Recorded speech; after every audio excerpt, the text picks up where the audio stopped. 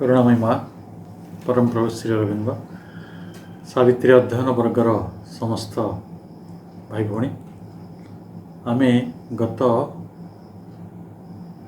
Class रे जहाँ पढ़ी ताकू पुणी थे आपण मानक आगे पुनरावृत्ति करिवार एक बड़ उद्देश्य होची आमे सेगुड़ी को केवल मन पकई पारिबा नहीं परं तार भावार्थ सहित आजिर आलोचनार भावार्थ को जोड़ी पारिबा।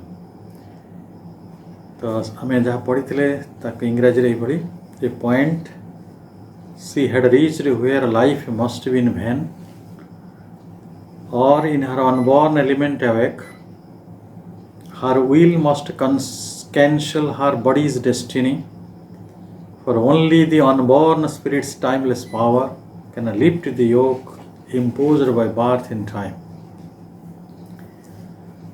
ताले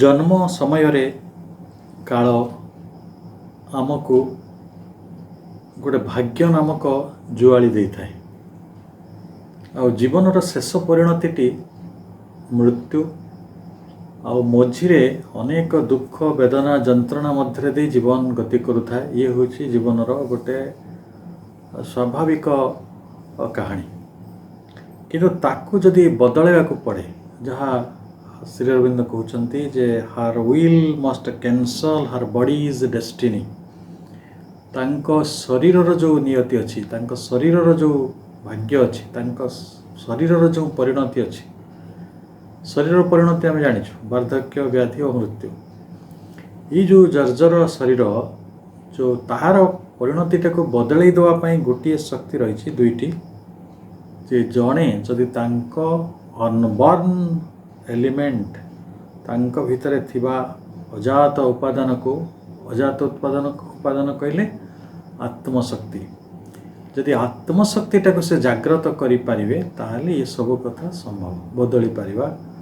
जदि नहले आमे जेमिति जुग जुग धरी मनीष जन्म होछि एवं पुणी थरे ये दुख जंत्रणा भितर दे जीवन टी गति करछि शेष रे व्याधिग्रस्त होछि बा मृत्यु लाभ करछि आकु जे बदली पारिबो जदि न बदली पारिबा ताहले आमे कोठी पहुँचबा। A point she had reached where life must be in जीवन वृथा हो तो यही जगत रे अनेक लोक जीवन को वृथा बोली मन करते अनेक लोक मुंड खेलांती ना से छाड़ी दिंतु जो मैंने किसी लोक मुंड खेलांती तांको भितर 95 कहीं 99% लोक कहते जीवन वृथा होगला जीवन रे किछि पाइले ना कारण से माने जीवन रे जहाँ सब पाइबा चाहिए से हुए तो पाइथिबे किंतु ସେଇଟା गोटे व्यावहारिक बा नितांत जड़गत प्राप्ति एवं सही प्राप्ति रे किछि भी आनंद बा से भली गोटे महानता नहीं जोथिपाई से किछि बुझी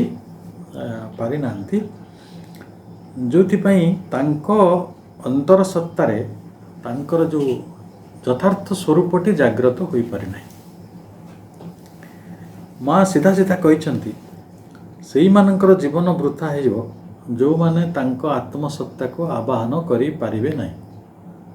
तेणु यही जगत रे जेते वृथा रे व्यतीत करिथिबा मनीष अछंती समस्तक विषय से गोटे सत्य कार्यकारी हुए जे प्रकृत रे से माने तांको आत्मसत्ता को जाग्रत करि पारि नाहंती एवं जेतले आमे आत्मसत्ता को जाग्रत करू सेटा हमर कोन काम रे आसे तार यही काम रे आसे जे शरीर भोग करुथिबा जो अपविधि बा जीवन भोग करुवा जो नियति जोटा को योक ऑफ टाइम बोली श्रीरंग कहले सेईटा को सी केवल से भाग्यर से जुआलीटी को अपविधिर से जो सहित लड़ाई करिवार जो शक्ति सेईटा आसे समस्ते सूक्ष्म जगत रे प्रवेश करती ना सूक्ष्म जगत रे प्रवेश करवा गोटे बड़ बड़ दिव्य अधिकार एवं यही जेतेबेले जड़े मनीष तार यही अधिकारटी लाभ करे एवं से निजर आत्मसत्ता को से जाग्रत करिथाए तार से सूक्ष्म जगत रे सी गोटे लड़ाई करिवो किंतु आम जगत लड़ाई गुड़ा कोटी कहले सब लड़ाई बाह्य लड़ाई आमे निज निज भितर लड़ू आ बाकी बहुत प्रकार लड़ाई रही जो लड़ाईर वर्णना करी आमे समय नष्ट करवा नहीं ଆଉ ଏ ଜଗତରେ ଯେଉଁ ଲଢ଼େଇ ଗୁଡ଼ିକ ଅଛି ସେ ଲଢ଼େଇଟା ସମ୍ପୂର୍ଣ୍ଣ ହାସ୍ୟାସ୍ପଦ। ଆମେ କୌଣସି ବି ଅଧିକାର ପାଇଁ, କୌଣସି ବି ସମ୍ମାନ ପାଇଁ, କୌଣସି ଗୋଟେ ଅର୍ଥ ପାଇଁ ଯେତେବେଳେ ବି ସଂଘର୍ଷ ଭିତରେ ପ୍ରବେଶ କରୁଛେ, ସେଇ ସଂଘର୍ଷ ଗୁଡ଼ିକର କିଛି ମାନେ ନାହିଁ, ତା'ର କିଛି ଅର୍ଥ ହିଁ ନଥାଏ। କାରଣ ଫାଇନାଲି ଆମ ଭିତରେ ଯେଉଁ ଅପୂର୍ଣ୍ଣତା ରହିଛି, ଆମ ଭିତରେ ଯେଉଁ ଅପବିଧିଟି ଡୁମ୍ସ ଯେଉଁ କାମ କରୁଛି ବିଶ୍ୱ ନିୟମ ତାଙ୍କର, ତାକୁ ହିଁ ଗୋଟେ ରୂପାନ୍ତରର ପ୍ରକ୍ରିୟାରେ କିଭଳି ଭାବରେ ଆମେ ଅତିକ୍ରମ କରିବା, ନିଜେ ଆମେ ନିଜର ବାଧା ହେଇକି ଅଛନ୍ତି, ସେଇଟା ହେଉଛି ଆଧ୍ୟାତ୍ମିକ ବିପଦ, ଆଧ୍ୟାତ୍ମିକ ବାଧା, ତାକୁ କିଭଳି ଦୂର କରିବା, ଏଇଟା ହେଉଛି ପ୍ରକୃତରେ ବଡି ଇଜ୍ ଡେଷ୍ଟିନି। ଏବଂ ଏଇଟା ସମ୍ଭବ ହୁଏ ଯେତେବେଳେ ଏକ ଦୃଢ଼ ସଂକଳ୍ପ ଶକ୍ତି ମଣିଷ ଭିତରେ ଜାଗ୍ରତ ହୁଏ, ତେବେ ଯାଇକି ଆତ୍ମସତ୍ତା ଜାଗ୍ରତ। ମା କହୁଛନ୍ତି ଯେ ଆମ ଜୀବନରେ ଯାହା କିଛି ଘଟେ ତାହା ଆମ ଚେତନାର ସ୍ତର ଉପରେ ନିର୍ଭର କରେ। ଜଣେ ବ୍ୟକ୍ତି ଗରିବ ଅଛି, ଜଣେ ଲୋକ ଧନୀ ଅଛି, ଜଣେ ଲୋକ ଖୁସି ଅଛି, ଜଣେ ଲୋକ ଦୁଃଖୀ ଅଛି, ଜଣେ ଲୋକକୁ ନିରାଶ ଲାଗୁଛି, ଜଣେ ଲୋକକୁ ଆନନ୍ଦ ଲାଗୁଛି, ଏ ସବୁ ମୂଳରେ ଆମ ଚେତନାର ସ୍ତର କାମ କରୁଛି। କାରଣ ଏଇ ଚେତନାର ସ୍ତରଟା ଆଜି ତିଆରି ହେଇନି, ଗୋଟିଏ ଜନ୍ମରେ ତିଆରି ହେଇନି। ସେଥିପାଇଁ ଜନ୍ମ ଜନ୍ମ ଧରି ଆମକୁ ଜନ୍ମ ହେବାକୁ ପଡ଼ିଛି, ପ୍ରତ୍ୟେକ ଥର କିଛି ସାଧନା କରିବାକୁ ପଡ଼ିଛି, ପ୍ରତ୍ୟେକ ଥର ଅନୁଭୂତି ସଂଗ୍ରହ କରିବାକୁ ପଡ଼ିଛି, ପ୍ରତ୍ୟେକ ଥର ଆମେ ଗୋଟେ ବ୍ୟକ୍ତିତ୍ୱ ମଣ୍ଡିତ ହେଇକି ଜଗତରେ ବଞ୍ଚିଛନ୍ତି ଏବଂ ସେଇ ଯେଉଁ ବ୍ୟକ୍ତିତ୍ୱଟା ପୁଣି ଲିଭିଯାଇଛି। ଯେମିତି ଆମେ ଗୋଟେ ସ୍ଲେଟ୍ରେ କିଛି ପାଠ ଲେଖୁ, ତାକୁ ଲିଭେଇ ଦେଉ, ପୁଣି ଆଉ ଥରେ ନୂଆ ପାଠ ଲେଖୁ। ଆଉ ପ୍ରତ୍ୟେକ ଥର ଲେଖିଲା ବେଳେ ଆମ ଭିତରେ କିଛି ପରିଶୋଧ ହେଇଥାଏ। କାରଣ ଯେତେବେଳେ ଆମର ଗୋଟେ ଭୁଲ ହୁଏ ଆମେ କ'ଣ କରୁ, ତ ଲିଭେଇ ଦେଉ, ଆଉ ଗୋଟେ ନୂଆ ଲେଖୁ, ତାଇ ତ ପରିଶୋଧନର ମାର୍ଗ। ତେଣୁ ଯେତେବେଳେ ଆମର ଅତୀତ ଜୀବନର ବ୍ୟକ୍ତିତ୍ୱ ଗୁଡ଼ିକ ଲିଭିଯାଇଛି, ନିଶ୍ଚିହ୍ନ ହେଇଯାଇଛି, ଆମେ ତାକୁ କହୁଛୁ ନା ନା ସେଇଟା ମୃତ୍ୟୁ ଲାଭ କଲା, ସେଇଟା ସବୁ ନଷ୍ଟ ହେଇଗଲା, ସେ ଜୀବନ ସବୁ ବ୍ୟର୍ଥ ହେଇଗଲା। କିଛି ବ୍ୟର୍ଥ ଯାଏ ନାହିଁ, ସବୁ ନୂତନତ୍ୱ ଆଡ଼କୁ ଅଗ୍ରସର ହେଉଥାଏ ଏବଂ ତାହା ସିଦ୍ଧି ଆଡ଼କୁ ଅଗ୍ରସର ହେଉଥାଏ, ପୂର୍ଣ୍ଣତା ଆଡ଼କୁ ଅଗ୍ରସର ହେଉଥାଏ। କାରଣ ତାହା ହେଉଛି ରୂପାନ୍ତରର ମୂଳ ସତ୍ୟ। ଯଦି ଆମର ଭାଗ୍ୟଟି ଆମ ଶରୀର ଉପରେ କାର୍ଯ୍ୟ କରେ ସବୁବେଳେ, କିନ୍ତୁ ଆତ୍ମାକୁ ସ୍ପର୍ଶ କରିପାରେ ନାହିଁ, ଆତ୍ମାଟା ସବୁବେଳେ ଅସ୍ପର୍ଶ। ସେଥିପାଇଁ ଭଗବତ ଗୀତା ତାଙ୍କୁ ଏଭଳି କହିଥିଲେ, ନ ଅନ୍ୟତେ ହନ୍ୟମାନେ ଶରୀରେ, ଯେ ଯାହାକୁ କେହି ହତ୍ୟା କରିପାରନ୍ତି ନାହିଁ, ଯାହାକୁ କେହି ଜଳାଇ ଦେଇପାରନ୍ତି ନାହିଁ, କାହାକୁ କେହି ଓଦା କରିଦେଇ ପାରନ୍ତି ନାହିଁ, କିଏ ତାକୁ ଫିଙ୍ଗି ଦେଇପାରନ୍ତି ନାହିଁ, କିଛି ତା ସାଙ୍ଗରେ ଆପଣ ୟୁ କ୍ୟାଣ୍ଟ ଇଣ୍ଟରଭେନ୍ ୱିଥ୍ ଇଟ୍। ସିଏ ତା ବାଟରେ ଏକାଥରେ ସ୍ୱତନ୍ତ୍ର ହେଇକି ଅଛି। ଏବଂ ସେଇ ଯେଉଁ ସ୍ୱତନ୍ତ୍ରତା, ତାକୁ ମା ତାଙ୍କର ସୁନ୍ଦର ଭାଷାରେ କହୁଥିଲେ ଯେ କସ୍ମିକ୍ ଡିଟରମିନିଜିମ୍ ଆଣ୍ଡ ଫ୍ରି ୱିଲ୍। ଅର୍ଥାତ୍ ବିଶ୍ୱର ଗୋଟେ ବିଧାନର ଗୋଟେ ନିୟନ୍ତ୍ରଣବାଦ ରହିଛି ଏବଂ ମଧ୍ୟ ସ୍ୱାଧୀନ ଇଚ୍ଛା ଶକ୍ତି ରହିଛି। ଦୁଇଟା ଭିତରେ ମାନେ ସଂଘର୍ଷଟି ହେଉଥାଏ। ଆପଣ ଅସଲ ସଂଘର୍ଷଟା କେଉଁଠି ହେଉଛି? ଆମେ କହୁଛୁ ବ୍ୟକ୍ତି ଭିତରେ ବ୍ୟକ୍ତି ସହିତ ଲଢ଼େଇ ହେଲା, ଜାତି ସହିତ ଜାତିର ଲଢ଼େଇ ହେଲା, ଆମେ କହୁଛୁ ଦେଶ ଭିତରେ ଦେଶର ଲଢ଼େଇ ହେଉଛି। ଏଇଟା ସବୁ ମିଛ କଥା। ପ୍ରକୃତରେ କ'ଣ ହେଉଛି ନା ବିଶ୍ୱ ବିଧାନ ଗୋଟେ ନିୟନ୍ତ୍ରଣ କରୁଛି ଆମକୁ ଏବଂ ଆମ ପାଖରେ ଗୋଟେ ଫ୍ରି ୱିଲ୍ ରହିଛି, ସ୍ୱଚ୍ଛନ୍ଦ ରହିଛି। ସେଇ ଦୁଇଟା ଭିତରେ ଅସଲରେ ଲଢ଼େଇ ହେଉଛି। ଦେଖନ୍ତୁ, ମଣିଷ ଚାହୁଁଛି କି ମରିବାକୁ? ଚାହୁଁନି। କିନ୍ତୁ ପ୍ରକୃତିର ନିୟମ କ'ଣ ନା ମଣିଷ ମରିବ। ଲଢ଼େଇଟା ହେଲା ଏଇଟା। ମଣିଷ ଚାହୁଁଛି କ'ଣ? ଆନନ୍ଦରେ ରହିବାକୁ। ପୃଥିବୀର କେଉଁ ମଣିଷ ଖୋଜି ଆଣନ୍ତୁ ଯେ ଆନନ୍ଦ ରହିବାକୁ ଚାହେଁନି, କିନ୍ତୁ ତାକୁ ମିଳୁଛି କ'ଣ? ଦୁଃଖ। ତେଣୁ ଏଇ ଦୁଃଖଟା କାହିଁକି ତିଆରି କରାହେଇଛି ନା ଏଇଟା ପ୍ରକୃତିର ଡିଟରମିନିଜିମ୍, କସ୍ମିକ୍ ଡିଟରମିନିଜିମ୍। ତେଣୁ ଯେଉଁ କସ୍ମିକ୍ ଡିଟରମିନିଜିମ୍ ଆସିଛି ଆଉ ଆମର ଯେଉଁ ଫ୍ରି ୱିଲ୍ ଅଛି ଆତ୍ମାର, ଏ ଦୁଇଟା ଭିତରେ ସଂଘର୍ଷ ହେଉଛି। ଏଇଟା ହେଉଛି ସଂଘର୍ଷ। ଆପଣ ତାକୁ ହିଁ ସଂଘର୍ଷ ମାନ। କେଉଁ ପରମାଣୁ ବୋମା ସିଏ ତାର ତ ହେବ, ପୃଥିବୀ କ'ଣ କ୍ଷତିଗ୍ରସ୍ତ ହେବ, ହେଉଛି। ଏଇ ଯେଉଁ ପ୍ରକୃତିର ଯେଉଁ ନିମ୍ନଗାମୀ ଅବସ୍ଥା, ଏଇଟା ଏଇଭଳି ଗୋଟେ ସଂଘାତ ଭିତରୁ ଆସୁଛି, ଗୋଟେ ଅଜ୍ଞାନତା ଭିତରୁ ଆସୁଛି, ଅହଙ୍କାର ଭିତରୁ ଆସୁଛି, ମିଥ୍ୟା ଭିତରୁ ଆସୁଛି। ଏ ବିଷୟରେ ଆମେ ଅଳ୍ପ ବହୁତ ଜାଣିଛନ୍ତି। ତାହେଲେ ଯଦି ଆମ ଜୀବନର ସବୁ କଥା ଚେତନାର ସ୍ତର ଅନୁସାରେ ଘଟୁଛି, ଗୋଟେ ବଡ଼ ପ୍ରଶ୍ନ ଆମ ପାଖରେ ଉଠିବ, ଆମେ ଏଇଟା ବଦଳାଇ ଦେଇପାରିବା ନା ପାରିବାନି? ମା କହୁଛନ୍ତି ଏଇଟା ଆମେ ପାରିବା। ଯେତେବେଳେ ଆମ ଚେତନାର ସ୍ତରକୁ ବଦଳେଇ ଦେବା, ସେତେବେଳେ ଆମ ଭାଗ୍ୟ ବି ବଦଳିଯିବ। ଯାହା ସାବିତ୍ରୀ କରିଥିଲେ, ସାବିତ୍ରୀ କ'ଣ କରିଥିଲେ? ଯେତେବେଳେ ଦେଖିଲେ ଯେ ଗୋଟେ ଇମିନେଣ୍ଟ ଡେଥ୍ ହେଡ୍, ଗୋଟେ ମୃତ୍ୟୁ ଆସୁଛି, ଯିଏ ତାଙ୍କ ଜୀବନକୁ ଓଲଟପାଲଟ କରିଦେବ, ତାଙ୍କର ପ୍ରେମକୁ ନଷ୍ଟ କରିଦେବ, ତାଙ୍କର ସତ୍ୟବାନଙ୍କ ସହିତ ସମ୍ବନ୍ଧଟାକୁ ଉଜାଡ଼ିଦେବ, ଏଇଭଳି ଗୋଟେ ପରିସ୍ଥିତିରେ ଯେତେବେଳେ ସେ ପଡ଼ିଗଲେ, ଦେଖିଲେ ପୁଣି ବିଶ୍ୱ ବେଦନା ହିଁ ତାହା। ସମଗ୍ର ପୃଥିବୀର ଯୁଗ ଯୁଗ ଧରି मनीष जन्म होची बहुत पताका उड़ाऊँच तापर माटी शोची। तो यही जो परिस्थितिटा को बदलैया से तांको भितर गोटे चेतनार परिवर्तन स्थिर कले एवं ये जो चेतनार संबंध गुड़िक हूँ पारस्परिक गोटे क्रिया तैयारी करे आम जीवन सूक्ष्म उपादान गुड़िक भितर मन प्राण शरीर भितर सेटा को आम असल रे भाग्य बोली कहू। भाग्य कहले ग्रह नक्षत्र मान आम जीवन रे बहुत किसी परिवर्तन आणती ना किंतु दुर्भाग्य तो आम बहुत मुदी डोरिया पिंधु ताले जो माने सूक्ष्म आध्यात्मिक ज्ञानर प्राप्त कले ज्ञान को से माने जानती जे आमरी क्रियावली आम शरीर रे आम चेतनार जो विभिन्न स्तर रही ता भितर जो घटना गुड़िक घटुची जो क्रियाकलाप होची सेटा होची आमर डेस्टिनी सेटा होची आमर भाग्य आउ सेटा बदला जाई परिबो जेते भाग्य आपण चेतनाटा को बदले चेतनार स्तर को बदले डेउरिया पिंदिले के केबे भी सही परिस्थितिर समाधान होबार नाही। आपण ताल तो पृथ्वीर सब बड़ बड़ डाक्तर सब बड़ बड़ गुणिया को डाकिकी जो जहाँ पर धनी माने लोक अच्छा बड़ बड़ गुणिया को डाकी आनते सब डेउरिया मोदी पिंधिकी भाग्य चक्र को जो एपट सेपट कर दिखते बड़ हास्यास्पद प्रक्रिया मनीष से कम सब करें आम आग को जा जहाँ आग थर पढ़ी पुणी थे टे मन पकई दूसरे only this self that builds this figure of self can raise the fixed interminable line that joins these changing names and these numberless lives, these new oblivious personalities, and keeps still lurking in our conscious acts the trail of old forgotten thoughts and deeds, disown the legacy of our buried selves. The burdensome heirship to our Venice reforms, accepted blindly by the body and the soul. आम समस्तंक पाखरे गोटे आत्मा रही जहाँ को श्रीरविंद कहते कालातीत आत्मा।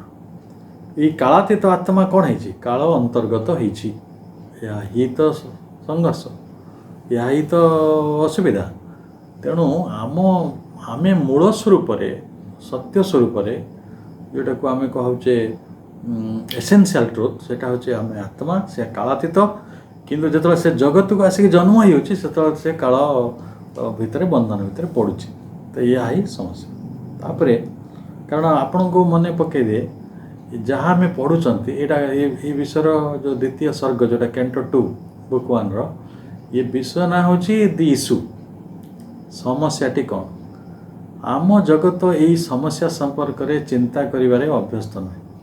आपण गोटे मनीष को पचारत समस्या कौन से कह मो घर नहीं मोर टंका नहीं मो छुआर बाहर हो पारनी मो छुआ चाकरी पाइनी मोर बहुत असुविधा किए कह मत बेमार होती किए कह मत सरकारी अनुदान दरकार किए कहे मत मो देहटी भल रोना केते प्रकार आपण इश्यूज आसो समस्या किंतु एगुड़िक समस्या हो पारे आमको लगुच किंतु यहाँ गोटे बाह्य समस्या असल समस्याटी से जो घटुना कारण विश्व वेदन विश्व व्यवस्था से कथाटी अच्छी बोली आम भितर घटुची मृत्यु वार्धक्य व्याधि जंत्रणा अपूर्णता हताशा निराशा जहाँ जहाँ अंधकार आम जीवन में अच्छी अज्ञानता ठारू आरंभ कर मिथ्याचार पर्यंत सबू कथाटा किए हाटरू किणुनी से अच्छी इट इज देयर तो से जिनटा पुणी बदलैबार कौन रास्ते अच्छे जे आम बुझी चलीचु जे आमर भाग्य रेखाटी अनंत अपरिवर्तनीय आमर इंटरमीडिएट लेवल लाइन ताको कह भाग्य रेखा भाग्य को सब रेखा कह भाग्य कहीं रेखा कह समस्ते भाग्य को रेखा कह तार रेखार अर्थ कौन तार आरंभ ना कि शेष ना इट ऑलवेज इंटरमीडिएट लेवल तेणु मनीष भावी अरे ये तो कोटि कोटि जन्म वाला मनीष जन्म हो मरी हो दीटा एंड आउ तार शेष भी ना कि आउ से मझे तार जंत्रणा किसी पाँच कि सुख पाँच सुख ही किसी कम पाऊना कि से सुखर हिसाब रखिपारनी तार चेतनार से उन्नति है से कथा आम प्रसंग भर को आणुनु आम खाली या कहीपर जे बर्तमान यही रेखा भितर यही भाग्यर जीवनटे बंचु बंचु आम मानकर कौन है स्थिति ना आम असंख्य थर जन्म लाभ कर सारे आ समस्ते भी असंख्य थर जन्म लाभ कर सारे असंख्य व्यक्तित्व हासिल कर सारे ଆଉ ସବୁଠାରୁ ମଜା କଥାଟି କ'ଣ ଜାଣିଛନ୍ତି? ଯେତେ ଥର ଆମେ ଜନ୍ମ ନେଉ ସେତେ ଥର ଗୋଟେ ନାଁ ପାଇଯାଉ।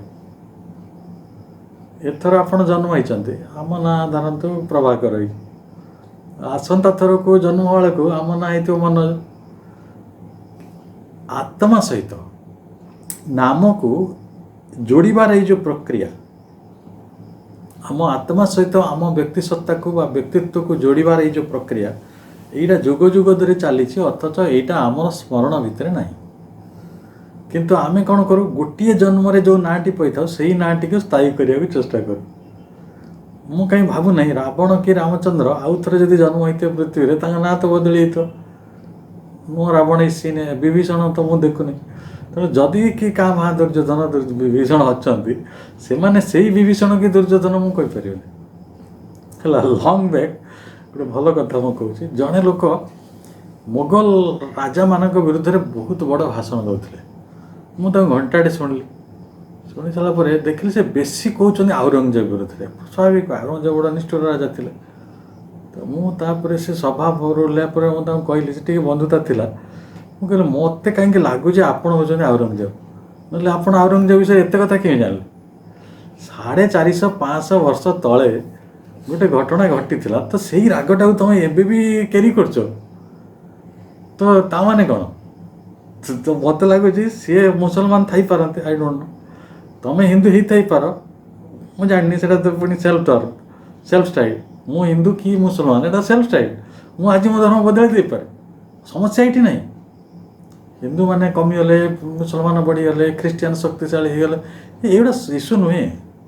ଆମେ ତ ଇସ୍ୟୁ କରିକି ଆମ ଦୋକାନ ଚଲେଇଛୁ, ଠିକ୍ ଅଛି, ରାଜନୀତି କରୁଛୁ, ବିମାନ ଚଢ଼ୁଛୁ, ବଡ଼ ଲୋକ ହେଉଛୁ, ଇତିହାସ ରହୁଛୁ, ଦିସ୍ ଇଜ୍ ମାନେ ଅଲ୍ ରାଇଟ୍। ସେ ଗୋଟେ କଣ୍ଟେକ୍ସଟ, କାରଣ ଏଇଟା ଆପଣଙ୍କ ଚେତନାର ସ୍ତର। କିନ୍ତୁ ଯଦି ପୁନର୍ଜନ୍ମ ଅଛି, ତାହେଲେ କେଉଁ ବହିରେ ଲେଖା ହେଇଛି ଯେ ହିନ୍ଦୁମାନେ ମୁସଲମାନ ହେଇପାରିବେ, ମୁସଲମାନ ହିନ୍ଦୁ ହେଇପାରିବେ? କେଉଁ ବହିରେ ତ ନାହିଁ। ତାହେଲେ ଆପଣ, ମୁଁ ବହୁତ ସିଓର ଯେ ୟୁ ଆର୍ ଦ ଔରଙ୍ଗଜେବ। ତାପରେ ସେ ଲୋକଟି ବଡ଼ ମୋ ଉପରେ ବିଗିଡ଼ିଗଲା। ଆଉ ତାପରେ ସେ ବହୁତ କମ୍ ଥର ଦେଖା ହେଇଛି, ଆଉ ସିଏ ମୋ ସହିତ ଯୁକ୍ତିତର୍କ କିଛି କରନ୍ତି। କଥାଟି ହେଲା ଯେ ଆମ ସ୍ମୃତିରୁ ସେଇଟା ଲୋପ ପାଇଯାଉଛି, ଆମକୁ ଲାଗୁଛି। କିନ୍ତୁ ପ୍ରକୃତରେ ସମସ୍ତ ପୂର୍ବଚିନ୍ତା ଓ ସମସ୍ତ ସଂସ୍କାର, ସମସ୍ତ ସ୍ମୃତି ସୂକ୍ଷ୍ମ ରୂପରେ ଆମ ଶରୀର ଭିତରେ ଅଛି। ସେ ସାଇତା ହେଇକି ରହିଛି, ତାକୁ ଜାଣି ହେଉନାହିଁ। ଅବଚେତନା ସେଇଟା ପୋତି ହେଇକି ରହୁଛି। ଯେମିତି ଆପଣ ଗୋଟେ ପୋଖରୀ ହେଇକି ରହିଲା ଜଣେ, ସେ ଯେତେ ମଇଳା ସେ ପୋଖରୀରେ ପଡ଼ିବ, ସେଇଟା କ'ଣ ହେବ? ପଙ୍କ ହେଇକି ସାଇତା ହେଇ ରହିବ ନା ପୋଖରୀରୁ ବାହାରି କୁଆଡ଼େ ପଳେଇବ? ସେଇଠି ହିଁ ରହିବ। ତେଣୁ ସେ ସାଇତା ହିଁ ସେଇଠି ରହିଛି। ତେଣୁ ଆତ୍ମପୁରୁଷ କ'ଣ କରନ୍ତି ନା, ସଂସ୍କାରର, ସ୍ମୃତିର ସେଇ ଛାପ ଗୁଡ଼ିକୁ ଉତ୍ତରାଧିକାର ସୂତ୍ରରେ ଅନ୍ଧ ଭାବରେ ସ୍ୱୀକାର କରି ନେଇକି ସେଇ ସତ୍ତ୍ୱାଧିକାରଟାକୁ ବୋହନ୍ତି। ବର୍ତ୍ତମାନ ସାବିତ୍ରୀ ଯେଉଁ ଯୋଗ କଲେ, ଶ୍ରୀ ଅରବିନ୍ଦ ଯେଉଁ ଯୋଗର କଥା କହୁଛନ୍ତି, ସେ କହୁଛନ୍ତି ସେଇ ଉତ୍ତରାଧିକାରର ବୋଝଟାକୁ ଆମକୁ ଖୋଲିବାକୁ ପଡ଼ିବ ଆଉ ତାକୁ ରିଜେକ୍ଟ କରିବାକୁ ପଡ଼ିବ। ଯେଉଁଟାକୁ ଯୁଗ ଯୁଗ, ସେଇଟା ହେଉଛି ମୁକ୍ତ ହେବା। ଆଚ୍ଛା ଦେଖନ୍ତୁ, ଆମେ ଯେତେବେଳେ ପିଲା ଥିଲେ, ଆମେ ପିଲାବେଳୁ ଶୁଣୁଛୁ ଯେ ଆମେ ବହୁତ ବନ୍ଧନରେ ଅଛୁ। ମୁଁ କିଛି ବୁଝିପାରିନି ଯେ ବନ୍ଧନଟା କ'ଣ। ଆମେ ବୁଝୁ ବୋଧେ ଏଇ ବାପା ମା ଭାଇ ଭଉଣୀ, ଆମେ ଯେଉଁ ପିଲା ଛୁଆ ଆମ ସାଙ୍ଗରେ ରହିଛେ, ଏଇଟା ହିଁ ବନ୍ଧନ। ଆମ ମୁଣ୍ଡରେ ଗୋଟେ ଏଇଟା ଥାଏ, ବନ୍ଧନଟା କ'ଣ? ଶ୍ରୀ ଅରବିନ୍ଦ ଗୋଟେ ପ୍ରାର୍ଥନା କରୁଥିଲେ, ଅଜବ ପ୍ରାର୍ଥନା। ସେ ପ୍ରାର୍ଥନାଟି ହେଲା, ମୋତେ ମୋ ଠାରୁ ମୁକ୍ତ କର, ମୋତେ ମୋ ଠାରୁ ମୁକ୍ତ କର। ତାହେଲେ ମୁଁ କ'ଣ ରଖିଛି କି?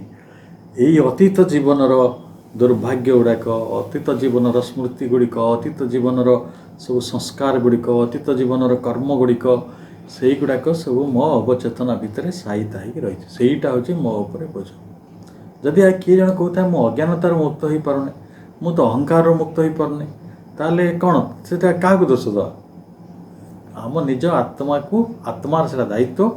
ଯେଉଁମାନେ ଆତ୍ମଶକ୍ତିକୁ ଜାଗ୍ରତ କରନ୍ତି, ସେମାନେ ଏଇଭଳି ଏକ ଅବାଞ୍ଛନୀୟ ଅଧିକାର, ଯେଉଁ ଉତ୍ତରାଧିକାର ପାଇଛନ୍ତି, ସେ ଉତ୍ତରାଧିକାରରୁ ନିଜକୁ ମୁକ୍ତ କରିଦିଅନ୍ତି। ସେଇ ଚିନ୍ତା, ସେଇ ସ୍ମୃତି, ସେଇଟା ଆମକୁ ବେଶୀ ପ୍ରୟୋଜନୀୟ ନୁହେଁ। ଆମେ ଲିଭ୍ ଇନ୍ ପ୍ରେଜେଣ୍ଟ, ବର୍ତ୍ତମାନରେ ବଞ୍ଚିବା। ତେଣୁ ମଣିଷଟି ଯଦିଓ ଗୋଟେ ନୂଆ ବ୍ୟକ୍ତିତ୍ୱ ଧାରଣ କରେ ପ୍ରତ୍ୟେକ ଜନ୍ମରେ, ଏବଂ ପୂର୍ବ ଜନ୍ମଟି କିଭଳି ଥିଲା ସେ ତାକୁ ପାସୋରି ଯାଏ। ସେଥିପାଇଁ ଲୋକେ ଅନ୍ୟମାନଙ୍କୁ ଦାୟୀ କରନ୍ତି। ଦେଖନ୍ତୁ, ମୁଁ ପୂର୍ବ ଜନ୍ମର ଜଣେ ବ୍ୟକ୍ତିକୁ ଦାୟୀ କଲି ଯିଏ 100 ବର୍ଷ ତଳେ ବଞ୍ଚିଥିଲେ। ଅଛନ୍ତି ନା, ଆମେ ଦୁନିଆରେ ଘଟୁଛି। ମହାପୁରୁଷମାନଙ୍କୁ ଗାଳି ଦେବା କିଛି ଲୋକଙ୍କର ଗୋଟେ ବିଳାସରେ ପରିଣତ ହେଇଛି। ତ ମୁଁ କେବଳ ଗୋଟିଏ ଜିନିଷ କ୍ଲେମ୍ କରିବାକୁ ଚାହୁଁଛି ଯେ ସେଇ ବ୍ୟକ୍ତି ଇଏ ନୁହେଁ, କିଛି ଗ୍ୟାରେଣ୍ଟି ଅଛି। ହି ହେଜ୍ ଫରଗଟନ୍। ତା'ର ପୂର୍ବଜନ୍ମ କ'ଣ ଥିଲା ସେ କ'ଣ ମନେ ରଖିଛି। ତେଣୁ ଯେଉଁ ବିସ୍ମୃତ ନାମ ରୂପ ଅସଂଖ୍ୟ ଜୀବନର ବ୍ୟକ୍ତିତ୍ୱ ଲୁକ୍କାୟିତ ଭାବରେ ଆମ ଭିତରେ ଯେଉଁ ସଂସ୍କାର ହେଇକି ରହିଛି, ଯାହାକୁ ଆମେ ଆମ ଜନ୍ମ ଓ କର୍ମର ପ୍ରଭାବ ହେଇକି ରହିଛି, ତାକୁ ବଦଳାଇବାର ଗୋଟିଏ ବଡ଼ କାମ ହେଉଛି ଆତ୍ମସତ୍ତାର ଜାଗୃତି କରିବା। ଏ ସମ୍ପର୍କରେ ଆମେ ଆହୁରି ଅଧିକ ଚିନ୍ତା କରିପାରନ୍ତି। ବର୍ତ୍ତମାନ ଆଜି ନୂଆ କଥାକୁ ଯିବା। ନୂଆ କଥା ଏଇଭଳି, N episode in an unremembered tale, its beginning lost, its motive and plot concealed, a once living story has prepared and made our present fate child of past nurses. ବହୁତ ଚମତ୍କାର ଚାରୋଟି ଧାଡ଼ି। ଆମ ଜୀବନ ଗୋଟେ ଏପିସୋଡ଼, ଏନ୍ ଏପିସୋଡ଼, ଗୋଟେ ଉପାଖ୍ୟାନ। ଆଚ୍ଛା, episode ମାନେ କ'ଣ?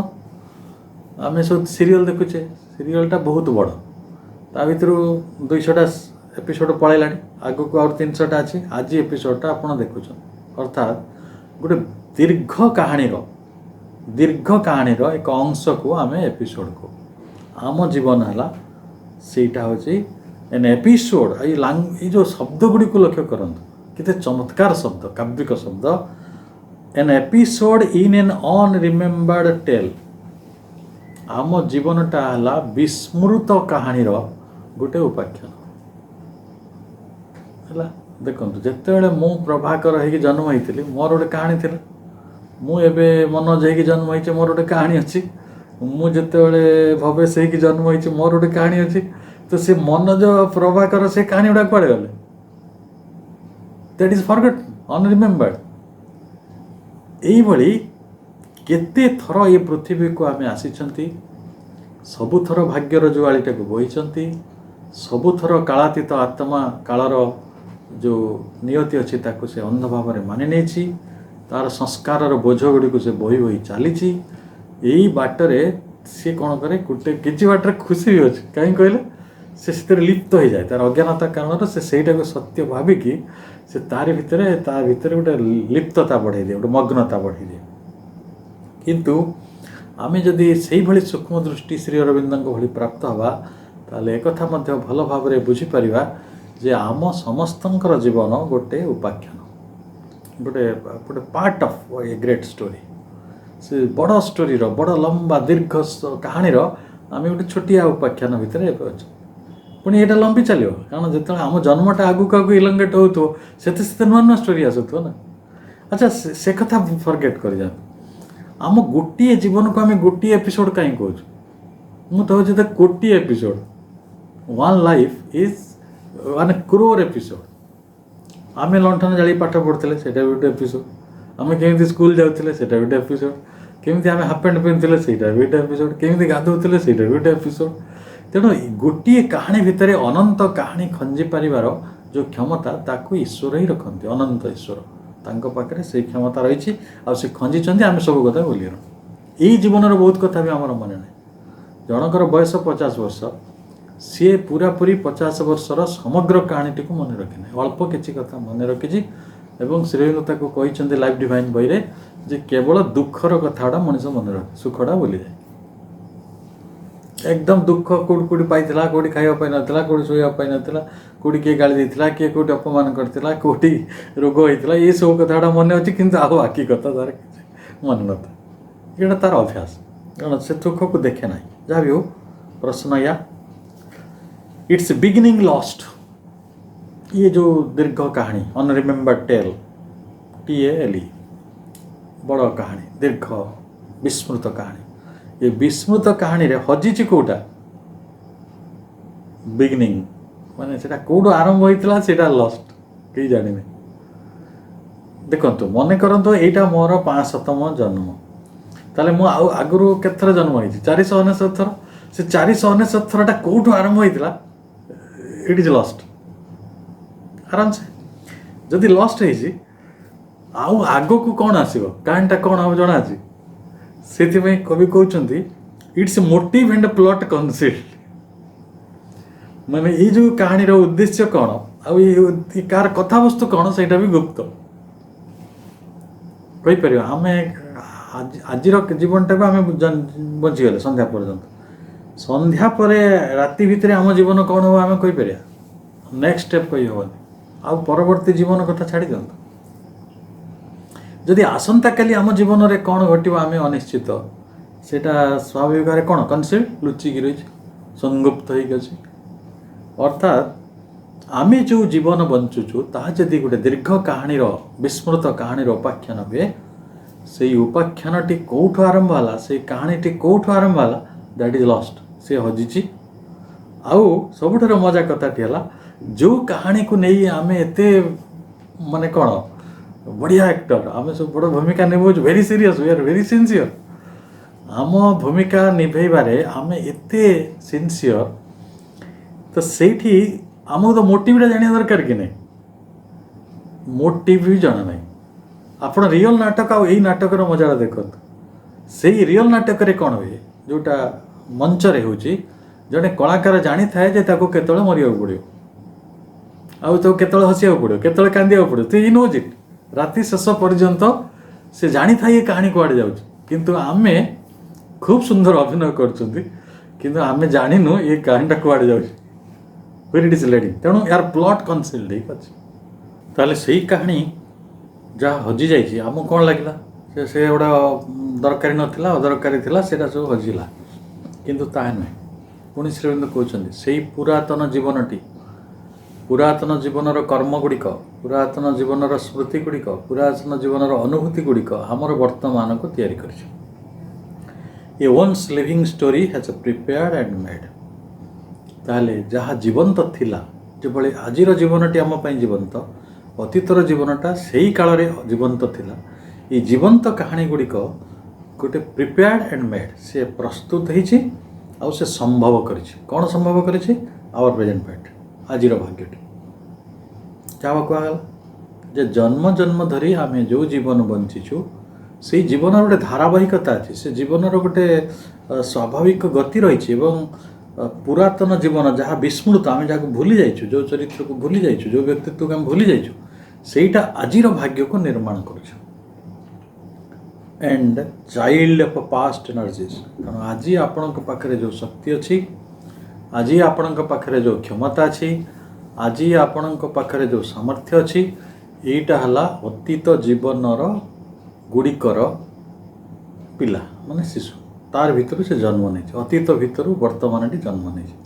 ତେଣୁ ଅତୀତ ଜୀବନରେ ଆମେ କ'ଣ ଥିଲେ? ବାଘ ଥିଲେ, ଭାଲୁ ଥିଲେ, ପଶୁ ଥିଲେ, ମଣିଷ ଥିଲେ, ଖରାପ ମଣିଷ ଥିଲେ, ଭଲ ମଣିଷ ଥିଲେ, ଯାହା ବି ହଉ, ସେଇ ଅନୁଭୂତି ଉତ୍ତର ଦେଇ ଆଜିର ଅନୁଭୂତି ପର୍ଯ୍ୟନ୍ତ ଆମେ ପହଞ୍ଚିଛୁ। କାରଣ ଇଏ ହେଉଛି ଗୋଟେ ଧାରାବାହିକ ଏପିସୋଡ଼, ଇଏ ଦୀର୍ଘ କାହାଣୀ। ଏବଂ ଯଦି ମାଙ୍କର ଧାଡ଼ିଟି ପଢ଼ିବା, ସେ କହୁଛନ୍ତି all energies put into activity, thought, speech, feeling, act, ଏଗୁଡ଼ିକ ହେଲା ଅତୀତ ଜୀବନରୁ ଆସୁଛି। ଆଜିର ଜୀବନର ଯେଉଁ ଶକ୍ତି ଗୁଡ଼ିକ, ଏନର୍ଜିଜ୍, ହେଲା product by product of the past lifes. ପୁରାତନ ଜୀବନର ଯାହା କର୍ମ ରହିଛି, ପୁରାତନ ଜୀବନର ଯାହା ଅନୁଭୂତି ରହିଛି, ପୁରାତନ ଜୀବନର ଯାହା ଫିଲିଂ ରହିଛି, ଭାବ ରହିଛି, ସେ ସମସ୍ତ କିଛି ବର୍ତ୍ତମାନର ଜୀବନଟାକୁ ନିୟନ୍ତ୍ରଣ କରୁଛି। ପୁଣି ନୂଆ କଥା ପଢ଼ିବା।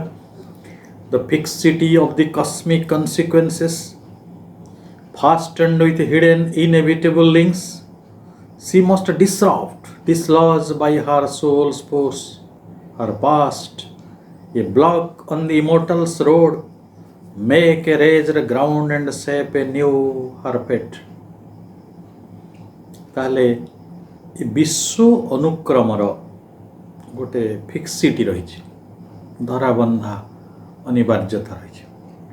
ଦି ଫିକ୍ସିଟି ଅଫ୍ ଦି କସ୍ମିକ୍ କନ୍ସିକ୍ୱେନ୍ସ। କସ୍ମିକ୍ କନ୍ସିକ୍ୱେନ୍ସ ତ ଆମେ ବୁଝୁଛୁ ନା, ଭଲ ଭାବରେ ବୁଝୁଛୁ। ଗୋଟେ ଗଛକୁ ଦେଖନ୍ତୁ, ସେ ମଞ୍ଜି ହେଉଛି, ମାଟିରେ ପଡ଼ୁଛି, ଗଜାଟେ ହେଉଛି, ସେ ତା'ର ଗୋଟେ ଛୋଟିଆ ଡାଳ ପତ୍ର ହେଉଛି, ଗୋଟେ ବଡ଼ ଗଛଟେ ହେଉଛି, ଫୁଲ ଫଳୁଛି, ଫଳ ଫଳୁଛି, ତାପରେ ସିଏ ବୟସ୍କ ହେଉଛି, ତାପରେ ଧୀରେ ଧୀରେ ସେ ମରିଯାଉଛି। ତାକୁ ଲୋକମାନେ ତା କାଠ କାଟି ନେଇ କ'ଣ କରୁଛନ୍ତି, ସେଇଭଳି ଭାବରେ ଗୋଟେ ଗଛର ଜୀବନ। ପ୍ରାଣୀର ଜୀବନ ଆମେ ଜାଣିଛୁ, ଛେଳିଟେ ବଢ଼ିଲା, ତା ଘାସ ଖାଇଲା, ଟିକେ ବଡ଼ ହେଲା, ତାକୁ ଲୋକ ସବୁ ମାରି ଆଜି ଖାଇଗଲେ, ସେ ଗୋଟେ ଜୀବନ ବୁଝୁ। ମଣିଷ ଜୀବନଟି କ'ଣ ତା ବି ଆମେ ବୁଝୁଛୁ। ସବୁ କଥା ବୁଝିବା ଭିତରେ ଆମେ ବିଶ୍ୱର ଅନୁକ୍ରମଟାକୁ ବୁଝୁଛୁ ଆଉ ଦେଖୁଛୁ ଯେ ସେଇଟା ଗୋଟେ ଫିକ୍ସିଟି ଭିତରେ ଅଛି, ସେ କେବେ ବଦଳୁ ନାହିଁ। ଦେଖନ୍ତୁ, ଜନ୍ମ ପ୍ରାପ୍ତ ହେବା ବଦଳୁ ନାହିଁ, ବିକାଶ ଲାଭ କରିବା ବଦଳୁ ନାହିଁ, ଅବିଲୟ ପ୍ରାପ୍ତି ହେବା ବଦଳୁ ନାହିଁ। ତାକୁ ଆମେ ପଢ଼ୁଥିଲେ କ'ଣ ନା ଜନ୍ମ, ଯେଉଁ ତାପରେ ବିକାଶ ଆଉ ତାପରେ ମୃତ୍ୟୁ, ବିଲୟ, ଏ ତିନିଟା କଥାକୁ ଆମେ ଭାବରେ ବୁଝୁଛନ୍ତି। ଏଇଟା ହେଉଛି ଫିକ୍ସିଟି ଅଫ୍ ଦି କସ୍ମିକ୍ କନ୍ସିକ୍ୱେନ୍ସେସ୍। ତାହେଲେ ଯଦି ଏଇଟା ଫିକ୍ସିଟି କସ୍ମିକ୍ କନ୍ସିକ୍ୱେନ୍ସ, ଏଇଟା ବଦଳିବ କି ବଦଳିବନି? ଏଇ ଫିକ୍ସିଟିଟା କ'ଣ ରହିଥିବ, ଏଇ ଅନିବାର୍ଯ୍ୟତାଟା ରହିଥିବ। ଫାଷ୍ଟେଣ୍ଡ ୱିଥ୍ ହିଡେନ୍ ଇନଏଭିଟେବଲ୍ ଲିଙ୍କ୍ସ। ଫାଷ୍ଟେଣ୍ଡ ମାନେ ବନ୍ଧା ହେଇ ରହିବା। ଫାଷ୍ଟନ୍ ଲାଗନ୍ତିନି, ଆମେ ସବୁ ସଜାନ୍ତି, ଆମକୁ ଗୋଟେ ଦୁଇଟା ଫାଷ୍ଟନ୍ ଲଗେଇଦିଅ, ମାନେ କ'ଣ ସେ ବନ୍ଧା ହେଇଛି। ସେ ଫାଷ୍ଟେଣ୍ଡ ୱିଥ୍ ହିଡେନ୍ ଇନଏଭିଟେବଲ୍ ଲିଙ୍କ୍ସ, ଅନିବାର୍ଯ୍ୟତାର ଶିକୁଳିରେ ନିଗୁଢ଼ ଭାବରେ ହିଡେନ୍, ବନ୍ଧା ହେଇଛି। ଯଦି ବନ୍ଧା ପଡ଼ିଛି ଏଇ ଫିକ୍ସିଟିଟା, ବିଶ୍ୱ ରହସ୍ୟକୁ କିଏ ଜାଣିଲାଣି? ଯେ ବିଶ୍ୱ ନିୟନ୍ତା ସେ ଯଦି ଜାଣିଥିବେ, ନହେଲେ ସେକେଣ୍ଡ ନନ୍। ଆଉ ସେକେଣ୍ଡଟା ଦ୍ୱିତୀୟ କେହି ସତ୍ତା ନାହିଁ ଯେ ଏ ବିଶ୍ୱର ଅନିବାର୍ଯ୍ୟତାକୁ ବା କନସିକ୍ୱେନ୍ସଟାକୁ ଜାଣେ। କିନ୍ତୁ ସାବିତ୍ରୀ ତାଙ୍କର ଶକ୍ତି ବଳରେ ସେଇ ଫିକ୍ସିଟିଟାକୁ, ସେଇ ଅନିବାର୍ଯ୍ୟତାଟାକୁ, ସେଇ ନିଗୁଢ଼ ଶିକୁଳିଟାକୁ ଭାଙ୍ଗିବାକୁ ଚାହୁଁଛନ୍ତି। ସି ମଷ୍ଟ ଡିସରପ୍ଟ। ସବୁ କଥା ବ୍ୟବସ୍ଥିତ ତାର ଅଛି ବିଶ୍ୱର ଅନିବାର୍ଯ୍ୟତା ନେଇ, କିନ୍ତୁ ସେଇଟା ଡିସରପ୍ଟ କରାଯିବ, ମାନେ ଗୋଟେ ପ୍ରକାର ଧାରାବାହିକତାକୁ ଭଙ୍ଗ କରାଯିବ, ତାକୁ ବିଦୀର୍ଣ୍ଣ କରାଯିବ। ଡିସରପ୍ଟ କରିବେ ଆଉ ତାକୁ ଡିସଲଜ୍ କରିବେ। ଡିସଲଜ୍ ମାନେ ଯେଉଁଟା ଅଛି ତାକୁ ଉତ୍ପାଡ଼ିତ କରିବା, ତାକୁ ବିସ୍କୃତ କରିବା, ତାକୁ ଗାଦିଚ୍ୟୁତ କରିବା, ଡିସଲଜ୍। ତେଣୁ କିଏ ଅଛି? ଫିକ୍ସିଟି ଅଫ୍ ଦି କସ୍ମିକ୍ କନ୍ସିକ୍ୱେନ୍ସ। ଯାହା ମୃତ୍ୟୁ ହେଇକି ଅଛି, ଯାହା ଦୁର୍ଭାଗ୍ୟ ହେଇକି ଅଛି, ଯାହା ଯନ୍ତ୍ରଣା ହେଇକି ଅଛି, ସେଇ କଥାଟିକୁ ବଦଳାଇବା ପାଇଁ ବର୍ତ୍ତମାନ ସେ ଯେଉଁ ଡିସରପ୍ଟ କରିବେ, ତାକୁ ଭାଙ୍ଗିବେ, ଜୀର୍ଣ୍ଣ କରିବେ, ଆଉ ତାକୁ ଡିସଲଜ୍ କରିବେ, ଯେ ତାକୁ ଗାଦିଚ୍ୟୁତ କରିବେ, ବହିଷ୍କାର କରିବେ। କେମିତି? ବାଇ ହାର୍ ସୋଲ୍ସ ଫୋର୍ସ, ତାଙ୍କ ଆତ୍ମାର ଶକ୍ତି ନେଇ। ଆଚ୍ଛା, ମୋତେ ଗୋଟେ କଥା କୁହନ୍ତୁ, ଆମେ ଏପର୍ଯ୍ୟନ୍ତ ଶକ୍ତି କହିଲେ କ'ଣ ବୁଝୁଛନ୍ତି କହିଲେ? ଆମ ଦେହର ଶକ୍ତି। ଆଉ କ'ଣ ବୁଝୁଛନ୍ତି କହିଲେ? ମୋ ପାଖରେ ଧନର ଶକ୍ତି, ମୋ ପାଖରେ ଏତିକି ପଇସା ଅଛି। ଆଉ କ'ଣ ବୁଝୁଛନ୍ତି? ମୋର ଏତିକି ସାଙ୍ଗ ଅଛନ୍ତି, ମୋର ଏତିକି ଚିହ୍ନା ପରିଚୟ ଅଛି, ପ୍ରଧାନମନ୍ତ୍ରୀ ମୋର ଚିହ୍ନା, ମୋର ମନ୍ତ୍ରୀମାନେ ମୋ ଚାରିକଡ଼େ ବୁଲନ୍ତି। ଏଇ ତ ଆମ ଶକ୍ତି ଆମେ ମାନେ କରିଛୁ। ମୋର ଏତେଟା କୋଇଲା ଖଣି ଅଛି, କିଏ କହୁଛି ମୋର ଏତେଟା ସୁନା ଖଣି ଅଛି, ମୁଁ ରାଜନୀତିରେ ଏତେ ଉପର ଜାଗାରେ ଅଛି। ସେ କଥାଟା ଆପଣଙ୍କୁ କୁହା ସରିଛି। ମଣିଷ ଜୀବନରେ ସବୁବେଳେ ଗୋଟିଏ ମୁହୂର୍ତ୍ତ ଆସୁଛି ଯେତେବେଳେ ସେ ଦେଖୁଛି ଏଇ ନ୍ୟାଚୁରାଲ୍ ମିନ୍ସ ଗୁଡ଼ିକ ତାର କିଛି କାମରେ ଆସୁନାହିଁ। ଆପଣଙ୍କର 1000 ସାଙ୍ଗ ଥାଆନ୍ତୁ କି 10,000 ଥାଆନ୍ତୁ, ଆପଣ ଯେଉଁଠି ଛିଡ଼ା ହୁଅନ୍ତି ସେଠି କୋଟି କୋଟି ଲୋକ ଆପଣଙ୍କୁ ଜୟ ଜୟକାର କରନ୍ତି। ଦେଖିଲେ ଯେତେବେଳେ ଗୋଟେ ସମୟ ଆସିବ, ସେତେବେଳେ ଆପଣଙ୍କ ପାଖରେ କେହି ଜଣେ ବି ନଥିବେ। ମୁଁ ଜଣେ ପୂର୍ବତନ ପ୍ରଧାନମନ୍ତ୍ରୀଙ୍କ ମୃତ୍ୟୁକାଳୀନ ଦୃଶ୍ୟଟିକୁ ଆପଣଙ୍କୁ ମନେ ପକାଇବି। ଝିଅଟି ଗଲା ଫୁଲ ଦେବାକୁ, ପୂର୍ବତନ ପ୍ରଧାନମନ୍ତ୍ରୀ ତାଙ୍କ ହାତରୁ ଫୁଲ ନେଉଛନ୍ତି, ତାପରେ ଗୋଟେ ଶବ୍ଦ ହେଲା, ତାପରେ ଚାରିଆଡ଼େ କୋଳାହଳ। ଏଇଟା ହେଉଛି ଫିକ୍ସିଟି ଅଫ୍ ଦି କସ୍ମିକ୍ କନ୍ସିକ୍ୱେନ୍ସ।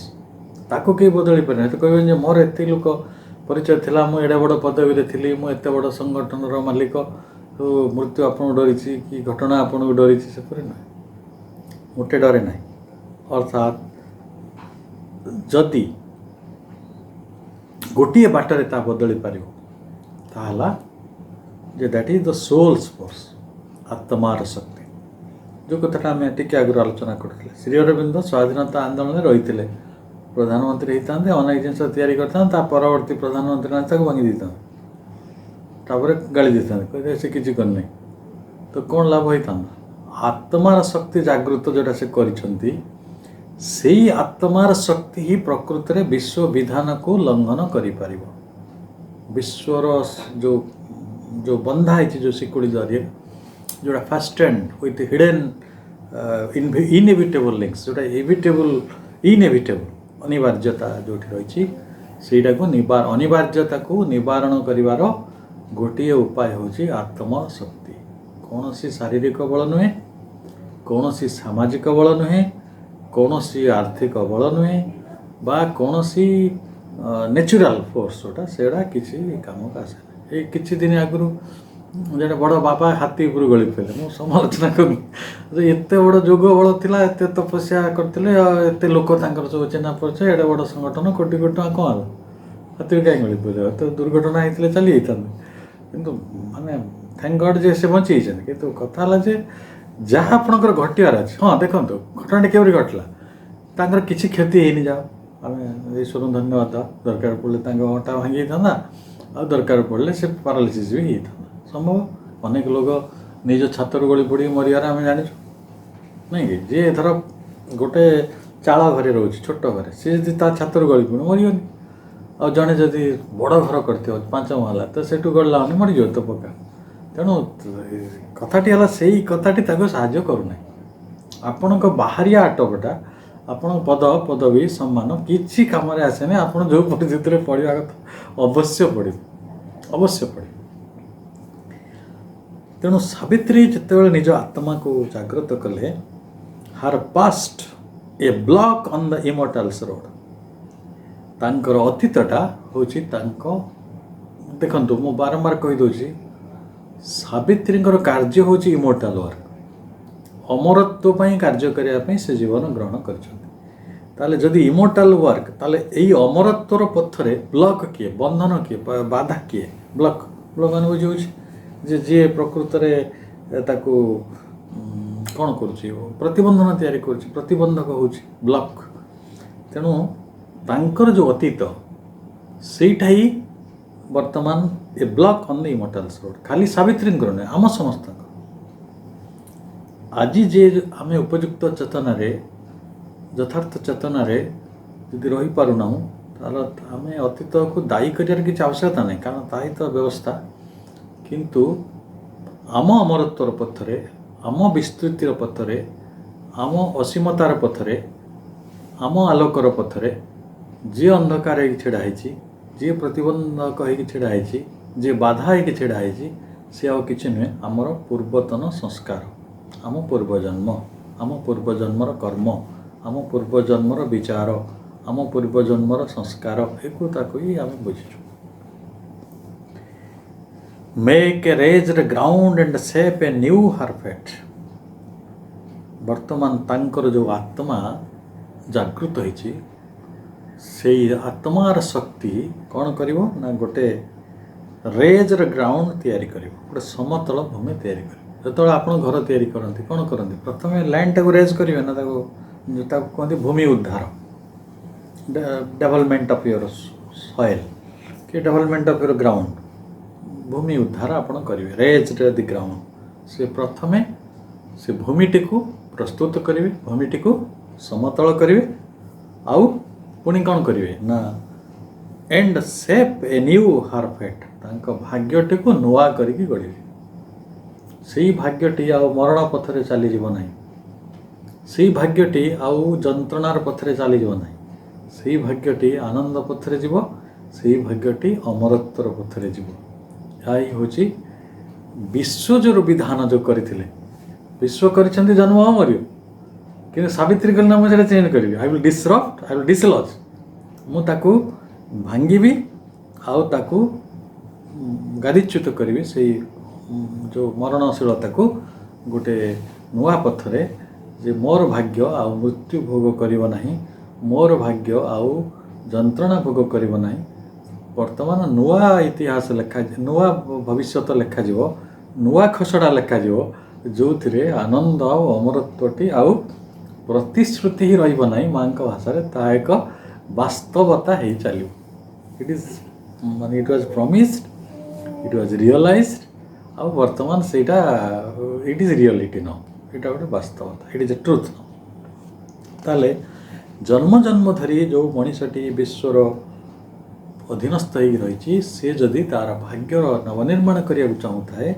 ତାହେଲେ ତାର ଆତ୍ମିକ ଶକ୍ତିର ବିକାଶ କରିବାକୁ ଚାହିଁବା ଉଚିତ। ଏବଂ ସେଇ କଥାଟା ଶ୍ରୀଅରବିନ୍ଦ କହୁଛନ୍ତି। ସେଥିପାଇଁ ଶ୍ରୀଅରବିନ୍ଦ ଇଜ୍ ଦ ଗ୍ରେଟେଷ୍ଟ। ଏଇଥିପାଇଁ ଗ୍ରେଟେଷ୍ଟ, ସିଏ ଯଦି ଅନେକ ବନ୍ଧବାଡ଼ ତିଆରି କରିଥାନ୍ତେ, ବହୁତ ସାମାଜିକ କାମ କରିଥାନ୍ତେ, ସେଗୁଡ଼ିକ ପୁଣି ଇତିହାସର ଗର୍ଭରେ ଲୁଚି ଯାଇଥାନ୍ତା। ବୁଝିଲା ତ? ଦେଖନ୍ତୁ, ଆମେ କେମିତି ସେ କଥାଟା ବୁଝିବା? ବିକାଶର କିଛି ଚୂଡ଼ାନ୍ତ କଥା ନାହିଁ, ଯେଉଁ ଆମେ ବ୍ୟାବହାରିକ ବାହାରିଆ ବିକାଶ କଥା କହୁଛୁ। ଯେମିତିକି ଏଇ ଘର କଥା ଭାବିବା। ଏଇ ଘରଟା ଯେତେବେଳେ ସିମେଣ୍ଟରେ ତିଆରି ହେଲା ଆମେ କେଡ଼େ ଖୁସି ହେଇଥିଲେ। ସିମେଣ୍ଟ ପରେ ଆଉ ଗୋଟେ କ'ଣ ଆସିଲା, ସେଥିରେ ଆମେ ଖୁସି ହେଲେ। ପୁଣି ତାକୁ ବଦଳେଇକି ମାର୍ବଲ କଲେ, ତାକୁ ତା ଦେହରେ ଗୋଟେ ଖୁସି ହେଲେ। ପୁଣି ଆଉ ଗୋଟେ କ'ଣ ନୂଆ ବ୍ୟବସ୍ଥା ଆସିବ, ଏଥିରେ କିଛି ଅନ୍ତ ନାହିଁ। ଦିନେ ଲଣ୍ଠନ ବି ବିକାଶ ଥିଲା। ଲଣ୍ଠନ ଯେତେବେଳେ ଜାଳିଥିବେ, ଡିବିରି ଜାଳିଥିବେ, ସେଇଟା ବି ବିକାଶ ଥିଲା। ପିମ୍ପେଇ କାଠି ଜାଳୁଥିଲେ, শুধু କିଛି ଆଲୋକ ହିଁ ନଥିଲା। ଦିନ ସମୟ ଥିଲା ଧୂନି ଜାଳୁଥିଲେ, ଧୂନିରୁ ସେମାନେ ପିମ୍ପେଇ କାଠି ଗଲେ, ଜଣେ ବୁଦ୍ଧି ଦେଲା, ମଶାଲ ଜାଳିଲେ, ଡିବିରି ଜାଳିଲେ। ଏଇଟା ସବୁ ଇଭଲ୍ୟୁସନ୍। ଆଉ ଯେଉଁଦିନ ଡିବିରି ଜାଳିଥିବେ ସେମାନେ ନିଜକୁ ସଭ୍ୟ ମନେ କରିଥିବେ।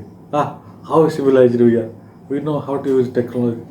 ତେଣୁ ଏଇ ବାଟରେ LED ଲାଇଟ୍ ପର୍ଯ୍ୟନ୍ତ ମଣିଷ ପହଞ୍ଚିଛି। ତେଣୁ ବ୍ୟାବହାରିକ ବିକାଶ ଗୁଡ଼ିକ ତାର ବିକାଶ ନୁହେଁ। ଯେଉଁ କଥା ଟିକେ ବାରମ୍ବାର କୁହାଯାଉଛି ଯେ ଆମ ଭାଗ୍ୟର ଯେଉଁ କାହାଣୀ ଅଛି, ଆମ ଭାଗ୍ୟର ଯେଉଁ ଗତିପଥ ଅଛି, ତାକୁ ବଦଳେଇ ଦେଲା ଭଳି ଯଦି କିଛି ଶକ୍ତି ହେଉଛି, ଆମେ ଏପରି ଗୋଟେ ଘରେ ରହୁଥିବା ଯେଉଁ ଘରେ ମୃତ୍ୟୁ ନାହିଁ, ଆମେ ଏପରି ଗୋଟେ ଘରେ ରହିପାରୁଥିବା ଯେଉଁ ଘରେ ଯନ୍ତ୍ରଣା ନାହିଁ, ତେବେ ଯାଇକି ଆମେ କହିବା ଯେ ବିକାଶ କରିଛୁ। ଆଉ ତ ମୁଁ ବଡ଼ ଘର କରିଦେଇଥିବି, ଦେଖିବା ଏଠି ଭାରି ଜଳୁଥିବି, ତ ଜଳନଟା ତ ମୁଁ ମାଟିରେ ଗଛ ତଳେ ଶୋଇଥିଲେ ବି ତ ପାଇଥାନ୍ତି। ତାହେଲେ ହ୍ୱାଟ୍ ମେକ୍ସ ଏ ଡିଫରେନ୍ସ? କିଛି ନୁହେଁ।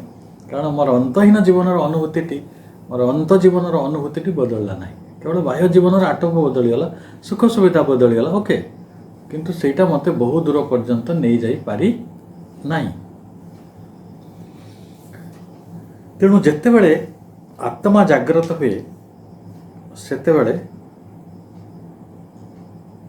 ବିଶ୍ୱ ବିଧାନରେ ଯେଉଁ ଅନିବାର୍ଯ୍ୟତା ରହିଛି ତାକୁ ପ୍ରକୃତରେ ପରିବର୍ତ୍ତନ କରିବା ପାଇଁ ପ୍ରଭୁଙ୍କର ହସ୍ତକ୍ଷେପକୁ ଆବାହନ କରାଯାଏ। ଏଇଟା ହେଉଛି ସାଧନା।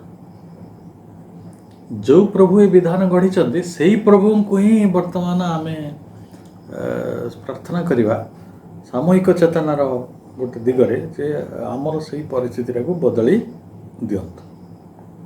ଆମେ ପୁଣି ଥରେ ଆଗକୁ ଏଭଳି ଯାଉଛେ।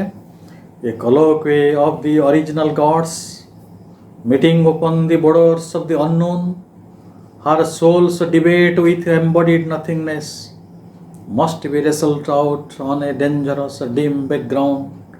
Her being must confront its formless cause against the universe with its single self. ତାହେଲେ ତାଙ୍କ ଆତ୍ମା ଜାଗ୍ରତ ହେଲା। ଜାଗ୍ରତ ପରେ ବିଶ୍ୱ ବିଧାନକୁ ପରିବର୍ତ୍ତନ କରିବା ପାଇଁ ସେ କାମ କଲେ। ତ ଭାବୁଛନ୍ତି କି ଏ କଥାଟା ଶାବ୍ଦିକ, ମାନେ ଏଇଟା ଜଣେ ଆତ୍ମା ଜାଗ୍ରତ ହେଲା ତାପରେ ବିଶ୍ୱ ବିଧାନ ବଦଳିଗଲା। ଭୀଷଣ ଯୁଦ୍ଧ ଅଛି, ଏଇଟା ହେଲା ଇସ୍ୟୁ। ସେଇ ଯୁଦ୍ଧଟି ଆପଣଙ୍କ ପରମାଣୁ ଯୁଦ୍ଧ ନୁହେଁ କି ବିଶ୍ୱଯୁଦ୍ଧ ନୁହେଁ।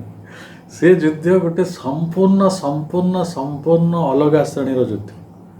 ସେଠି କି ଯୁଦ୍ଧଟା କେମିତି ହେଉଛି ନା, ଏ colloquy of the original gods, ବିଶ୍ୱର ଦେବତା ଏବଂ ବିବର୍ତ୍ତନର ଦେବତାଙ୍କ ଭିତରେ ଗୋଟେ ବାର୍ତ୍ତାଳାପ ହେଉଛି। ଠିକ୍ ହେଲା? colloquy କହିଲେ ବାର୍ତ୍ତାଳାପ। ଆଦିଦେବ, ଅରିଜିନାଲ ଗଡ୍ସ, ଆଦିଦେବ ମାନଙ୍କ ମଧ୍ୟରେ ବାର୍ତ୍ତାଳାପ ହେଉଛି। ଆମେ ସିଧା କଥା କହିବା, ମୃତ୍ୟୁ ସହିତ ଅମରତ୍ୱର କଥାବାର୍ତ୍ତା ହେବ। ଅମରତ୍ୱ ତାଙ୍କ ହିସାବରେ ଦେବତା, ମୃତ୍ୟୁ ତ ଦେବତା ହେଇକି ରହିଛନ୍ତି। ତେଣୁ ମୃତ୍ୟୁ ଦେବତାଙ୍କ ସହିତ ଅମରତ୍ୱ ଦେବତାଙ୍କର ଆଲୋଚନା ହେବ। ସେଇଟା ଆପଣଙ୍କର ପୁଟିନ ଆଉ ଟ୍ରମ୍ପ କଥାବାର୍ତ୍ତା ନୁହେଁ, ବୃହସ୍ପତି ଆଶାସ୍ପଦ। ଏଇଠି ଯେଉଁଠି କଥା ହେବ, ଏଇଟା ପୃଥିବୀର ଜୀବନର ପ୍ରକୃତ ପରିବର୍ତ୍ତନଟା ଏଇଠି ଆଣିବ। କୌଣସି ରାଜନୈତିକ ବୁଝାମଣା ଦ୍ୱାରା ଆମମାନଙ୍କ ଜୀବନରେ, ହୁଏତ ବ୍ୟାବହାରିକ ଜୀବନରେ, ବାହ୍ୟ ଜୀବନରେ କିଛି ପରିବର୍ତ୍ତନ ଆସୁଛି। ଆମେ ଗୋଟେ ଯତ୍ ସାମାନ୍ୟ ବାହାରିଆ ଶାନ୍ତି ହୁଏତ ଲାଭ କରୁଛନ୍ତି, କିନ୍ତୁ ତାହା ଅନ୍ତର ଶାନ୍ତି ନୁହେଁ, ଅନ୍ତର ପ୍ରଗତି ନୁହେଁ, ଆତ୍ମର ବିସ୍ତୃତି ନୁହେଁ, ଆତ୍ମ ଜାଗୃତି ଜମା ନୁହେଁ। ତେଣୁ आत्मार जागृति, आत्मार विस्तृति, चेतनार विस्तृति, चेतनार गभीरता, अज्ञानतार विलोभ, ये सब यही लेवल रे हम को लेवल रे जिते original gods they come to a discussion सी आसुछंती आसी कौन कोठी भेटुछंती meeting open the borders of the unknown गोटे असीम अननोन अजଣା प्रांतरे से मानकर देखा हो मीटिंग ओपन दि आमे जतबेले मीटिंग करू गोटे नोन स्थान ले करू आगुरी फिक्स हो जाए जी दुई जन भेट हे से परस्पर को जन था आज्ञा आपड़ ये आसवे मुझे आसवे से कथा किंतु दिस मीटिंग इज डिफरेंट यही मीटिंग हूँ अननोन बॉर्डर रे अज्ञात सीमा प्रांत रे ये बड़ मीटिंग हो जो कथा कहीं जापर व्वेयर इट दे मीट जदि मीट कर कौन हम ना हार souls debate with embodied nothingness तांको आत्मा कांकर आत्मा सावित्री आत्मा गोटे एम्बॉडीड नथिंग सहित शरीरधारी शून्यता सहित कथा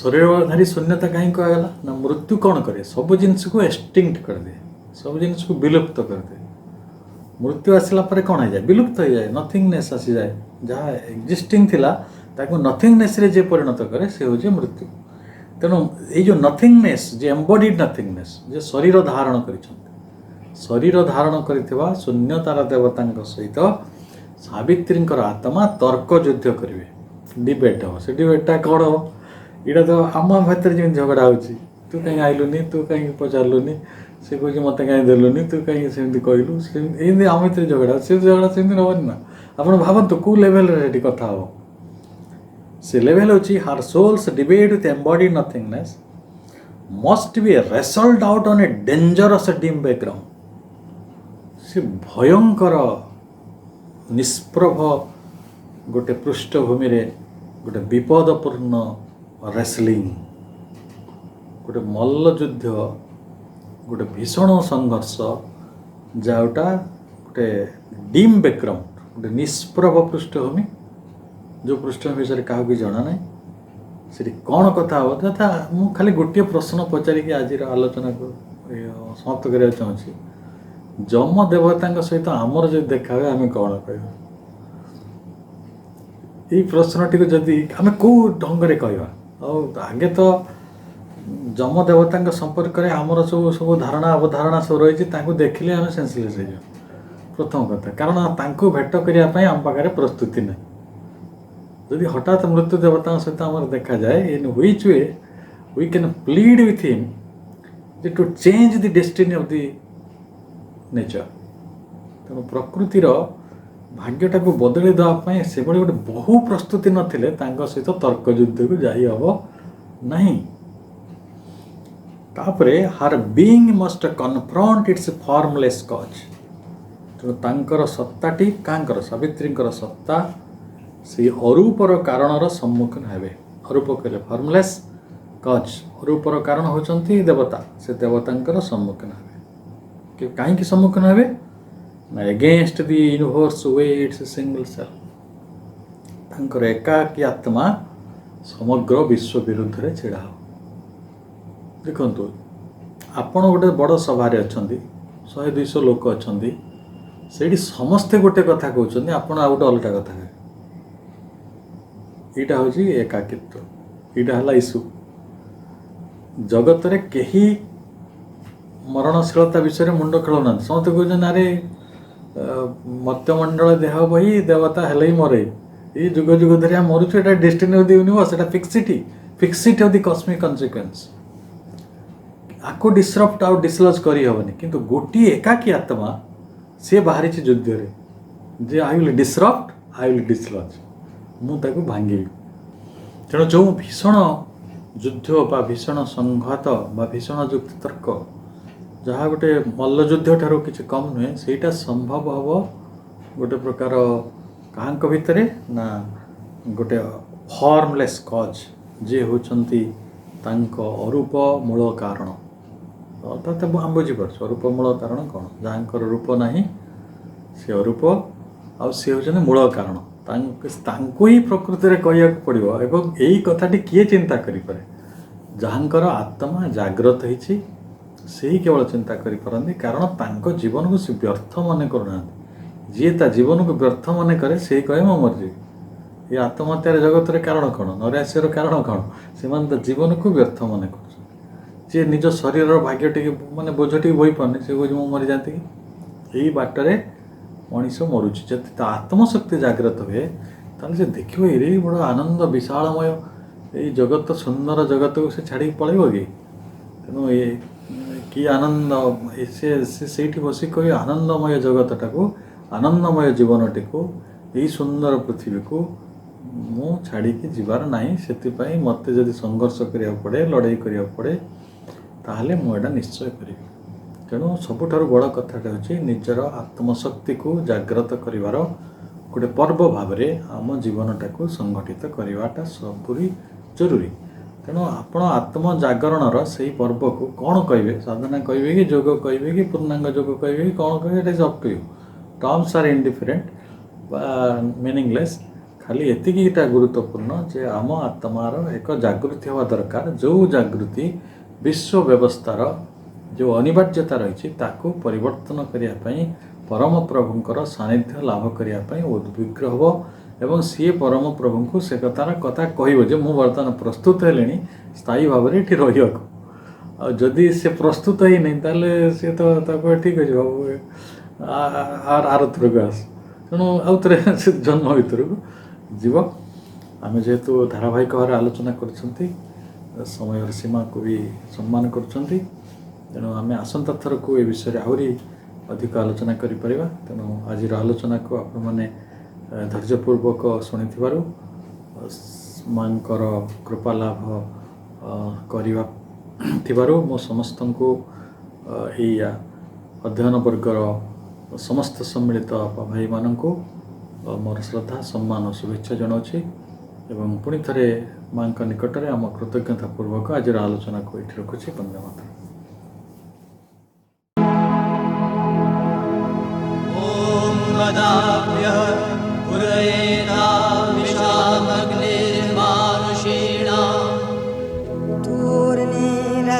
सदा नभः ॐ सवान् विश्वाय भिजुजः क्रतुर्देवानाममृक्तः अग्निस्तु विश्वस्तमः